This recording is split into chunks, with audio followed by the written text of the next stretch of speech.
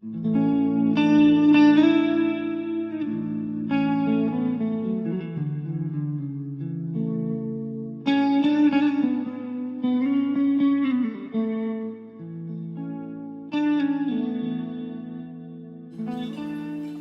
first nominator is going to be presented by board member Don Carlston.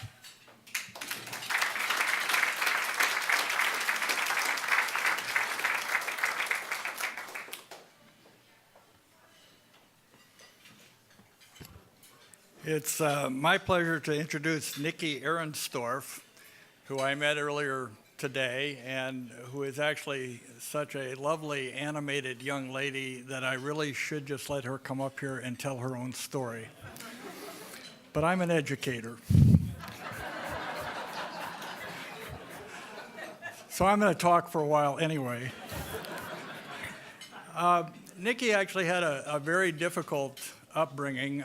She had an abusive father for her first 10 years and was raised by a single mother afterwards. In the third grade, she still could not read, and she informed me that at a literacy seminar she learned recently that children who can't read by the third grade have only about a 20% chance of ever graduating from high school. Well, she not only graduated from high school, but went on to get an MA in education and is now a teacher herself. So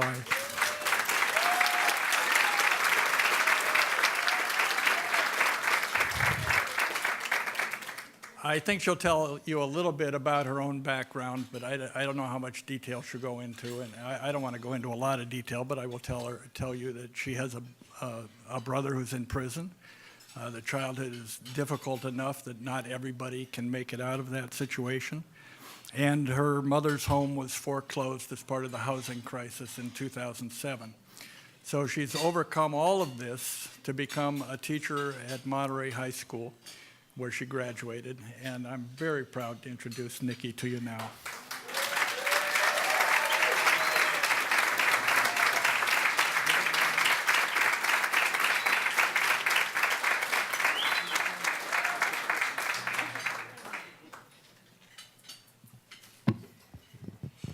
Good evening. It's a lot brighter than I anticipated, so I hope I didn't have too much wine. But I am here tonight to honor my former high school English teacher, colleague, and friend, Mr. Gary Childs II.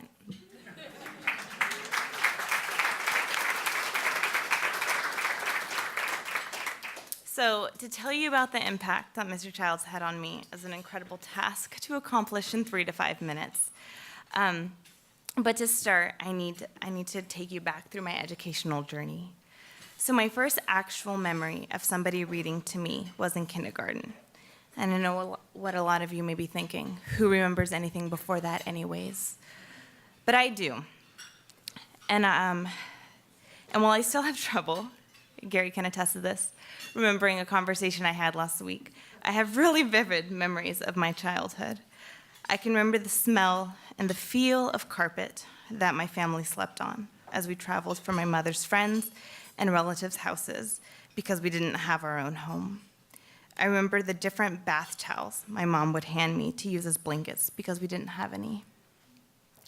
I can still draw the actual layout of the apartment that we lived in Alabama when I was only 2 years old. However, I have no memory of anybody reading to me. School opened my eyes. I never knew that other kids lived lives that did not look like mine. I didn't know what other stories existed. And while I loved school, I struggled immensely. I had nobody at home to teach or reinforce anything.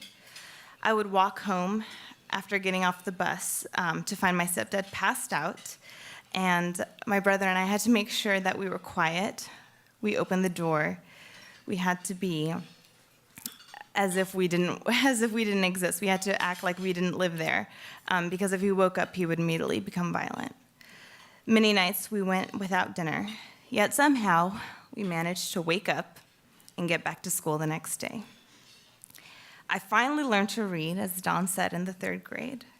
Most teachers just passed me along and didn't take the time to get to know me. And I felt that my label was stupid or dumb. I didn't know that I was anything more. I felt like I didn't matter, and no matter how hard I tried, I thought perhaps I was born this way. At night, I would actually pray to do better in school. I wouldn't pray to live in a mansion, to have a better car, or that my family would have more money. I prayed to do better in school. I felt like, at the end of the day, when I would wake up and restart my prayer, that perhaps God had forgotten about me. And I can remember at the age of 5 having a conversation with my brother, who was 4, that perhaps he didn't exist, because why would he put us in this situation? So I went through the rest of my education angry. I had some attitude, and while I was able to read after 3rd grade, it still felt like I was light years behind other students. At home, at about 10 years old, a lot had changed. My mom left my stepdad, and we lived with her. She worked a lot in order to provide for us. We finally had our own apartment, and it was nice not to have our stepdad around. But I still had no support in school. By the middle of 8th grade, I realized I did not want to live the life that I had grown up in. And if I ever had a family, which I do, they're here now, I knew that I could never give them this situation. So the only option I had was to do well in school. So I went into high school. And I went into high school knowing I had to try. I just never felt like I was allowed to. And I never felt like I was allowed to do well in school, as I felt like it was reserved for a special group of people, and I wasn't a part of it. So enter my high school English class. Immediately, the feeling in Mr. Child's room was different. It was different than any other class I had ever had. And Mr. Child smiled. He wanted to be there, and he wanted us. He wanted me to be there. Freshman year was an incredible adjustment, but having Mr. Childs as a teacher was life-changing. So putting this into words is incredibly difficult. But Mr. Childs welcomes every student into every single conversation. Your thoughts, ideas, and opinions were not only received, but were valued. No matter how terrible mine may have been, he still acted as if they were phenomenal. He listened. He really listened. He legitimately listened, and I can't stress this enough, because before that, I don't know that an adult ever had. Mr. Child invited us into academic discussion. He allowed the content to be part of our life content. Suddenly, I went from being an outsider in education to being an insider. He introduced us to the classics, and he said, "This is your odyssey. This is your journey." I finally understood what it was like to comprehend something that I felt like was outside my realm. I was allowed a voice and a seat at a table I never knew was reserved for me. He asked me to be creative, to share, and to take risks in my work. I never felt like it was okay to talk or write about my experiences because they were so scary. But the more I wrote and the more I read, the more I found that these stories were my actual stories. I remember there would be days at lunch, I would just walk into his room. It didn't matter what he was doing, he would stop and talk to me. He was always there for me and all of his students. My experiences mattered to him, and my future mattered to him. When 12th grade came around, I begged my counselor to put me back into his class. And while it wasn't the class assigned for me, I begged and pleaded until she did. And to finish my high school year with him mattered so much more than he'll ever know. That year was an incredibly difficult year. My mom foreclosed on our house. My brother had gotten into a lot of trouble. And she received a notice that year that she was maybe going to be laid off, which eventually she was. So, college, it was on me. I had to pay for it. My mom said, "You have my blessing, but there's nothing I can do for you." So, At that point, I had experienced coming from nothing in my early childhood to the feeling as though we had finally made it. My mom had finally bought her house. She had done well in her job. She had remarried. It felt like we were okay. But the notices came. It was during the foreclosures that happened during 2007, 2008, and we were on that list. She also lost her job after 17 years at the same place. So I thought to myself, what would happen if everything was taken out from under me? What career would I want? What would I want to pursue? How would I be fulfilled in my life if I was told that everything that you had accomplished was going to be taken away from you? And the images that continually flash back are me sitting in Mr. Child's class with a book. It's that feeling of being welcomed no matter what, accepted no matter my ability or my background. The feeling of being valued, encouraged, and told that you can do anything no matter what anybody has ever said. So, I chose to teach high school English.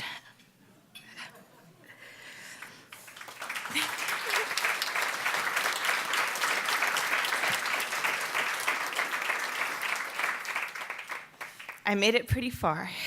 So I practiced this speech, and I was crying a lot more before, so this is better. So I paid my own way through college, and I had to attend my local community college because it just wasn't an option for me to go away to college. I also attended our local CSU, where I received my BA. And when it came time to student teach, there was no question. It had to be with Mr. Childs. So I student taught with Mr. Childs for a year and was lucky enough to be hired at Monterey High. My principal's here that year. And when it came time for my classroom, I'm sorry, Miss Parker, you're also here. She was displaced. I was given her room right next to Mr. Childs. So my forever teacher, the one that made me feel like I could, I am glad I can be here tonight to tell you and thank you for the work that comes from your heart. I mean, today and the 28 years in the past, I am happy to be here and do the Carlson Family Foundation for allowing me this platform that I never knew I could give back. And for the thousands of other voices who could not be here, thank you for everything.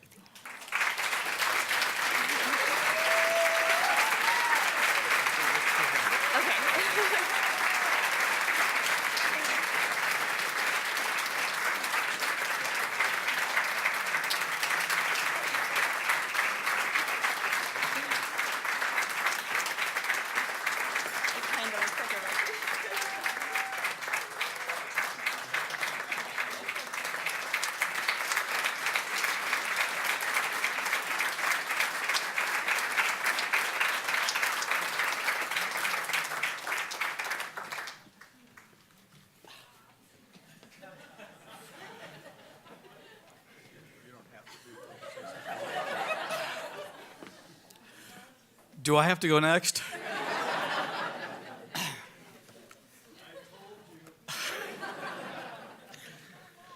You guys did tell me that. Thank you, Nikki. She duped me, by the way, because she was invited. I selected 3 of my favorite teachers to come. Nikki was clearly on that list. And she told me a while back that she wasn't going to be able to make it because she had so many things going on, and I was receptive to that. I was disappointed. Needless to say, when I saw her tonight, I was pretty shocked. So this is pretty incredible. I just want to start by thanking the Carlson Family Foundation for hosting this wonderful event. I want to acknowledge Mr. Tim Allen for all of his hard work behind the scenes.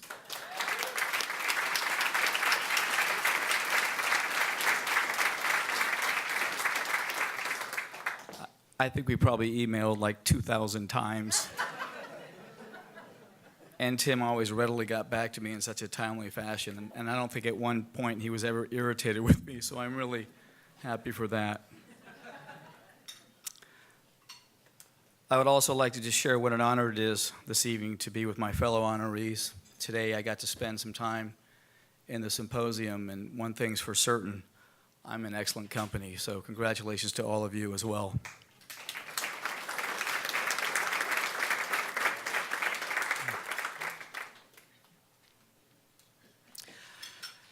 I also want to offer a huge shout out to all of my people because they're here tonight. I have such a collection.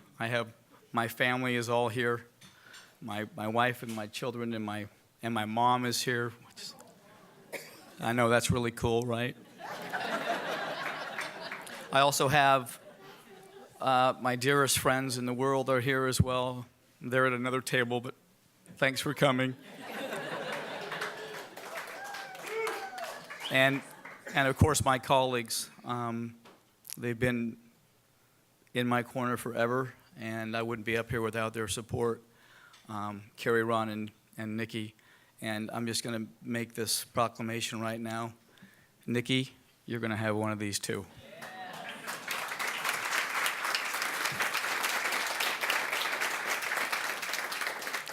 So, really quickly, I just want to spend a little bit of time talking about my dad. When I was 10 years old, I had the opportunity to watch my dad teach. It was 1970, and he was teaching in the district that I currently teach in at MPUSD. He was teaching a 6th grade core class. And I got to spend some time with him. I wasn't in his class as his student. I was his son. And sitting at his desk, these are the things that I watched. Students were actively engaged. They often worked in groups before we ever called them collaborative. There was plenty of smiling and healthy laughter, and they were all willingly participating. And this wasn't an accident. Dad was careful to ensure that his classroom was a safe environment where students could, one, be themselves, secondly, feel comfortable, and third, always excel. So when I think of this award and what it means to me, I think of my dad's classroom. And I think and believe that at least on most days, I made it a priority to create a learning environment where students feel safe and can be successful. And this gives me the biggest reason to smile. So finally, I have to end with this. I have to acknowledge all of my students, every one of them, for this award. Every last one of them. My former students, those students currently sitting in my classroom, and God willing, to all those students I hope to teach in the future. Thank you.